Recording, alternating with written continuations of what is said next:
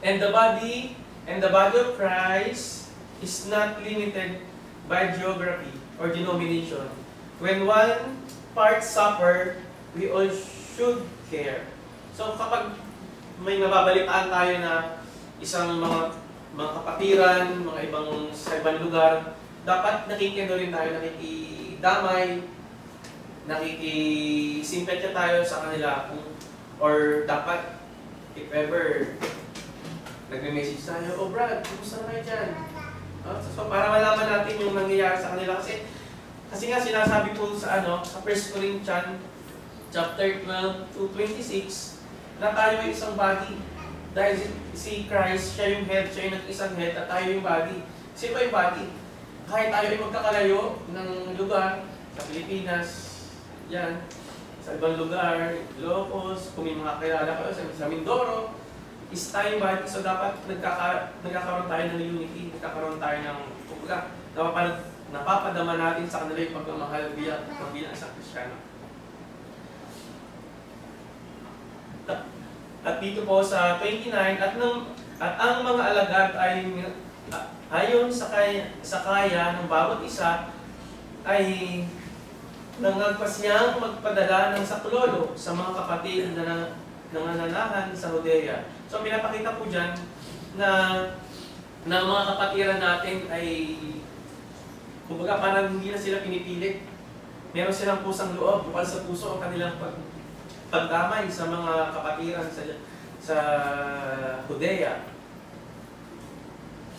Na siya ngang nilang ginawa na ipinadala nila sa mga matatanda sa pamamagitan ng kamay ni Bernabe at ni Saulo, ni Paul. So pinakita po dito na yung tulong na ipapabot nila ay binigay nila kay Bernabe at kay Saulo, kay Paul. At ano po yung lesson na makakami natin dito? Ito po yung hindi pa, di ba, nag-prophesy si Prophet Agabus na magkakaroon ng tagutong. So hindi pa nangyayari yung tagutong. Meron na agad silang action. No?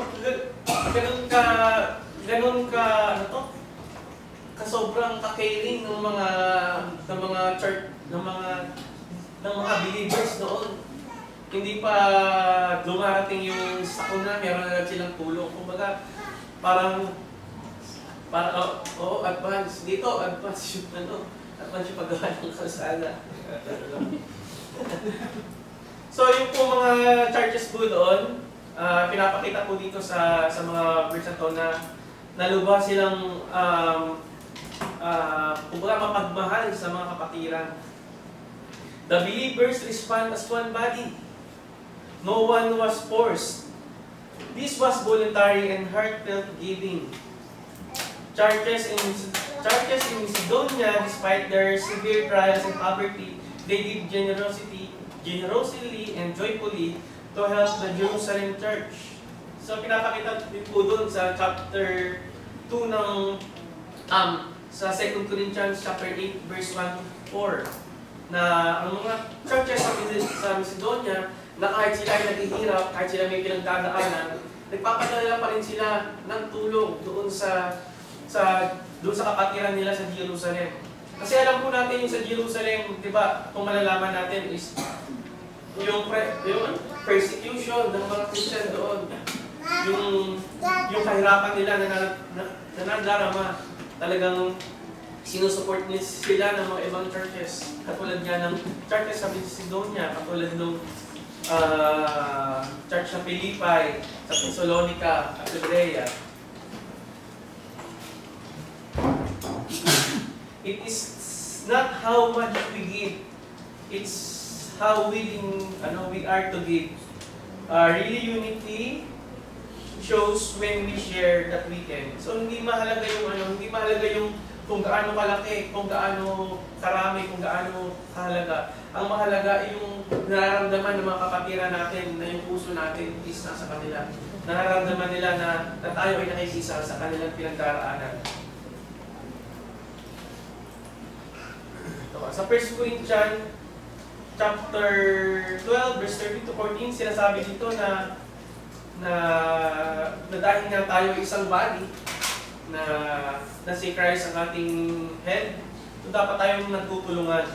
Sapagkat kung paano ang katawan ay isa, at mayroong maraming mga sangkap, at ang lahat ng mga sangkap ng katawan, bagamat marami, ay isang katawan. Gayon din naman si Kristo. Sapagkat ang mga espiritu na binautismuhan, tayong lahat nasa katawan, maging tayo Hudyo, Grego, maging mga alipin o mga laya, at tayong lahat ay pinainom ng isang espiritu. Sa 14, sapagkat ang katawan ay hindi isang sangkap, hindi marami. At sa 27, kayo nga mga katawan ni Kristo, sa bawat isa ay sama-samang mga sangkap niya. So pinapakita po dito na dahil tayo isang sangkap, dapat tayo tutulungan. Dapat tayo nagsama-sama. Huwag na nga po tayo lumayo sa mga church member na lang natin. Dapat meron tayong communication, dapat meron tayong nalalaman natin kung may problema ba siya, ganyan. Kasi baka minsan hindi natin nalalaman na nawawala na pala siya sa pananampalataya, nagkakaroon na siya ng problema, na anxiety, sobrang wala na siyang malapitan. So kailangan natin na matulungan din yung mga kapatiran natin. At nakita rin natin yung sinasabi na ang Panginoon, ang ating head, at tayo ay isang katawan niya sa Ephesians chapter 1:23, sa Colossians 1:18, Romans 12, and 14:5. I-check na lang po natin sa mga bahay natin. Baka po kasi mapahaba ulit. So sa Galatians, mga kapatid, chapter 6 verse 2, sinasabi doon, mga dalahan kayo ng mga pasanin ng isa't isa at tuparin ninyo gayon ang kautusan ni Kristo. So ano ba yung kautusan na yun? Ano yung sinasabing kautusan na yun ni Kristo dito sa verse na to?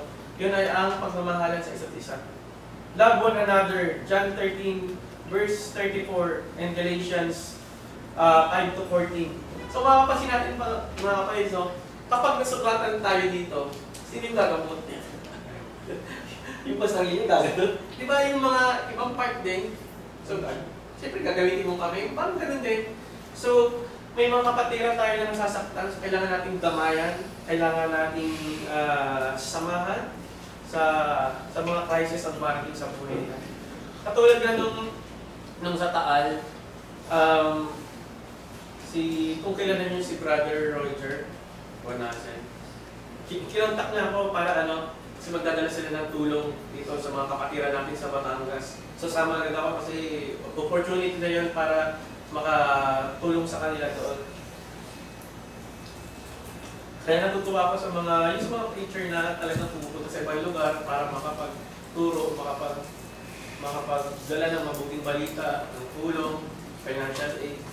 Nakatuwa. Sana balang araw mo yung ganun din ako. Or tayo, lahat tayo. Yan. Way to help others. Financial aids, nasa Acts chapter 11 verse 29. At saka 2 Corinthians. Food and clothing. Ito yung mga pwede natin itulong sa mga kapatiran. Visiting sick and prisoner. Prayers. Hindi lang pala pera, pwede din prayers. Iyan natin sa mga kapatiran natin. Encouragement and comfort. Teaching the Word of God. Hospitality. Bearing burdens. Forgiveness and restoration. Humble service. So marami tayong ways para makapagdala ng tulong sa ibang tao. Marami tayong ways para kung wala kang pera, pwede mong ipag-pray. O kaya, bisitahin natin yung mga mga kapatiran natin na nangangailangan ng tulong. So ito yung conclusion, medyo may sino kasi nung nakaraan baka ako na kayo. Kasi na po nung nakaraan medyo tagalan. So ito po yung conclusion, let us ask ourselves what we can do today. So kailangan tayo, diba mga kapatid, meron tayong ambatan, meron tayong collection. So yung collection na yan, makakatulong yun sa mga kapatiran natin na nangangailangan.